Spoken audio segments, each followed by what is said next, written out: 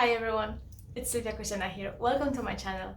So today we'll be talking about emotions. So let me ask you, how are you? Fine, right? That's the first thing that comes to your mind. But that's not how I ask. How are you really?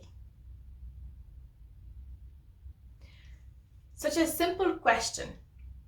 How are you? But it's used everywhere on a daily basis so that we don't even think to answer how are we really. We're just answering what we think the other person is expecting us to say. So yeah, fine, no problem, it's everything, it's fine. But is that really true? Is that really how you feel? And then you probably think, of course I'm not going to say it to someone random who's asking you, oh hi, how are you, when someone is serving me in the shop. No, that's not what this is about. This is about you checking in with yourself. How are you really? We tend to run away from our emotions. We tend to not pay attention to how we feel and what we feel, what the emotions are that we have. We don't tend to think about what is important for us and why do we feel certain things when we do. We tend to run away from them. We don't like emotions. We don't like the idea that we feel things, because when things get uncomfortable, when things get too much, too sad, too angry, too whatever, we suppress them. We don't want to feel them. We don't want to be with our feelings. We don't want to be in it. We don't like the idea that we feel things that we don't want to feel. And then we fight with ourselves, we deny ourselves, we deny what we feel, and then when we do that, we are disconnecting more and more and more from ourselves. And we ending up completely disregarding how we feel and then why we're feeling like this. So then, rather than really sticking with ourselves, we're somewhere over there, thinking that we have to please people, that we have to make them like us, that we have to do things that is expected from us, because we're so disconnected from ourselves. And no, people didn't do that to yourself. You did it to yourself. You have to come back to yourself and ask yourself, what am I really feeling? What am I feeling? What emotions do I have inside me right now? And why? What is the message? You see, your body knows first. Before your logic or before your mind knows it, your body feels it first. So really, emotions are your guide. It's the message of what is going on. How do you know if you have intuition? Because you feel it. How do you know something is not right for you? So something doesn't feel right. How do you know that you might be in danger? Because you feel it. How do you know someone might not be a quite nice person? Because you feel it.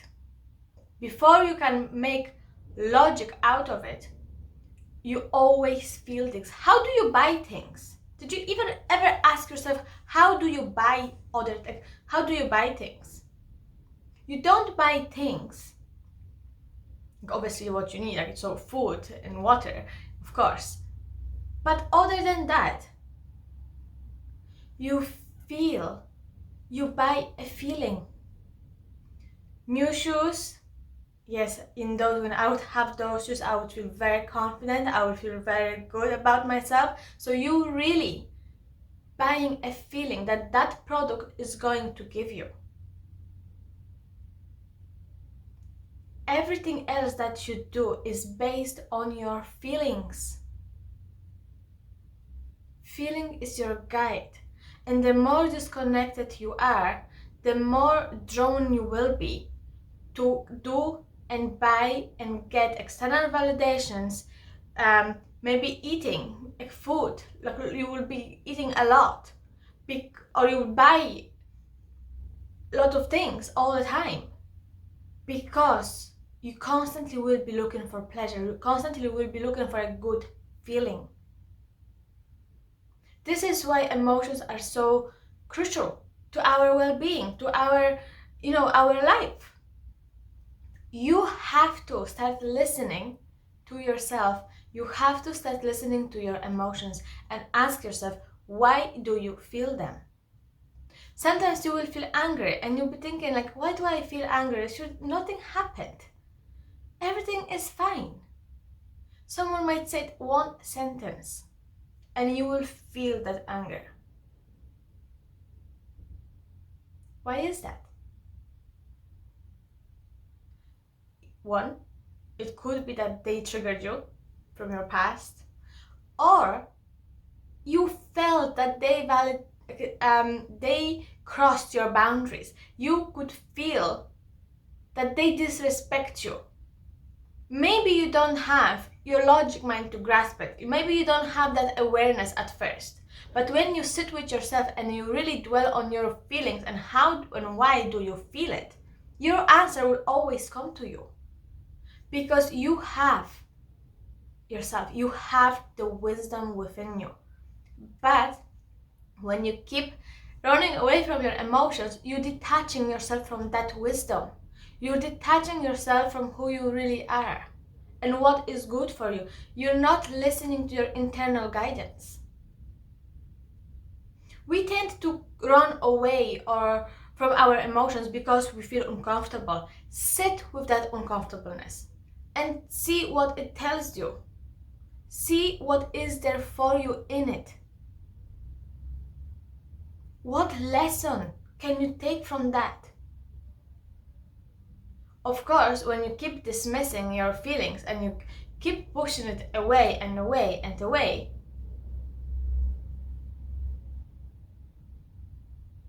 then what happens is you will run away from any feelings. You will not want to have them.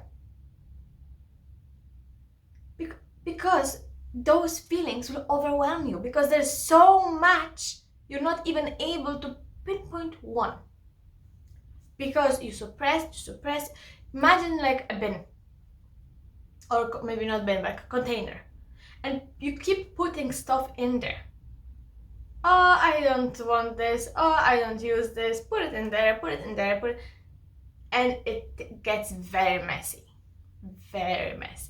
It's the same with your emotions. When you don't allow them to flow through you, you're like a channel to your emotions. When you don't allow your emotions to flow through you, to tell you, to guide you, they will pile up. And then you look at your emotions, it's like, holy shit. This is too much. What do I do with this? Where even do I start to clean this up? Because what you did made you overwhelmed, Every action, every decision that you will make has a consequences, always. No matter whether it's physical or whether it's about your emotions, it has consequences. So you either allow it to flow through you and you're going to be that channel, or things gonna get messy. Your emotions will not go anywhere unless you do it and allow them to process. You have to process them. Because when you don't do that, what I call it, you hit a wall. And you collapse. And then panic attack starts, and then anxiety, and then even maybe depression. Because you keep running away from yourself. You keep running from your emotions. Another thing on that, I'm not sure if you have watched Inside Out, Disney movie. I think it's quite an old one now. But if you haven't watched it, or if you don't remember what the Inside Out is about. I really encourage you to watch it after this. Watch the Inside Out, because it's amazing. The perspective that this movie is actually put on ourselves and on our emotions, it's amazing. But it illustrates exactly how we are living today. Because when we think emotions that they're not happy, they're not joyful, they're not cheerful, that things that don't make us happy, we push them aside. No, not happening. I don't want it. This is not what I want. I want to be happy. I want to be happy all the time. I want to feel that joy. I want to be cheerful. I want to be always this optimistic person with no problems. And you putting on that mask that you're happy all the time, ending up lying to yourself because you don't really truly allow yourself to experience life or live your life. That is the detachment. In that movie, The Inside Out, is the joy is always, in control, like pushing anger away, pushing sadness away, pushing all those different emotions, because it's all focused on, we need to be happy, we need to make this person all the time happy. But this person didn't need to be happy constantly. Happiness is a mindset. It's not really, it's a state of being, not quite a feeling. Excitement, joy, yes, those are the feelings. But when it comes to happiness is very broad. It's a mindset, it's a state of being. You can feel very sad about something, but when you distance yourself from that situation, if you would look at your life from a different perspective, from like a distant perspective, you can still say, I still like my life. This makes me very sad. Yes, this makes me very upset. I'm really sad or angry. I'm upset. But this is now. Overall, I am still liking my life. I still love my life. I can say I'm happy overall. Not now, but I still like what I'm doing. I still like who I am. That is true happiness. But constantly feeling happy and wanting to be happy and all the time being this positive, optimistic, cheerful person, it's good. But you got to feel the other things to really feel what joy is, what happiness is. You can't know what happiness is if you never felt sadness. You can't never know what peace of mind is if you never felt frustrated, overwhelmed, or angry. Everything has its opposite component. Everything what we do, there is no goodness without badness. There is no way that something good is possible if the negative to that wouldn't be there. And then you have a choice what you do with that knowledge. It's up to you what you do with those two things. It's up to you whether you're going to feel sad, allow yourself to feel it, to be the channel for this emotion, to allow this to flow through you, and then move on and create this steady, peaceful, harmony state of being. But that is your responsibility. That is something that you have to do. So every time you convince yourself that you have to be happy all the time, it's actually fake. We can't. We're not designed to be happy all the time. We can't. We can be in a state of being that is happy, but at the same time, with that being of happiness, there is still times when you will have to feel other things that will make you feel uncomfortable. Stop being afraid of feeling uncomfortable. Feeling uncomfortable will expand your comfort zone. Feeling uncomfortable will expand yourself. It will help you grow as a human being. It will help you gain some self-awareness, awareness around you. But all what you have to do is sit with it and stop being afraid of something that it's part of life. Our feelings, our emotions, that's what makes us as humans and not robots. That's what makes us feel alive. So every time you deny yourself a feeling, every time you deny yourself, maybe I shouldn't feel like that, I don't like it, this makes me uncomfortable. Sometimes emotions get so intensive that we actually feel physical pain. What we call that, it's somatic experience. Soma, it's a body.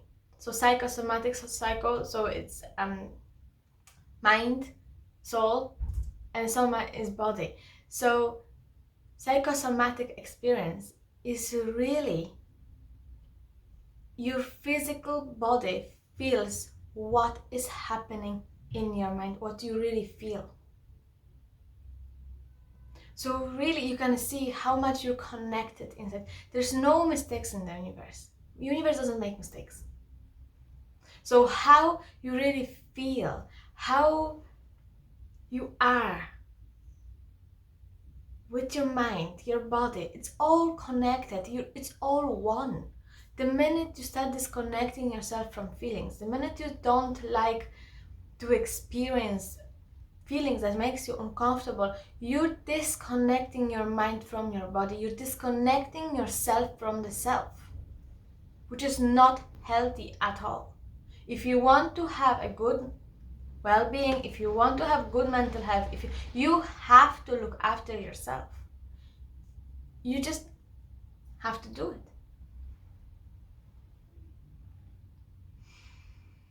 Take a deep breath. So once again, how are you really?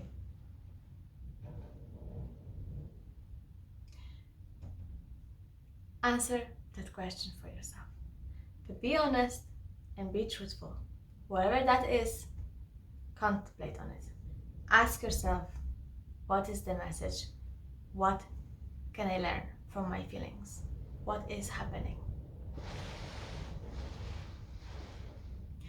I wish you a very good day with loads of feelings, but you can handle it, you can feel it. So everyone, loads of love, like always. Bye.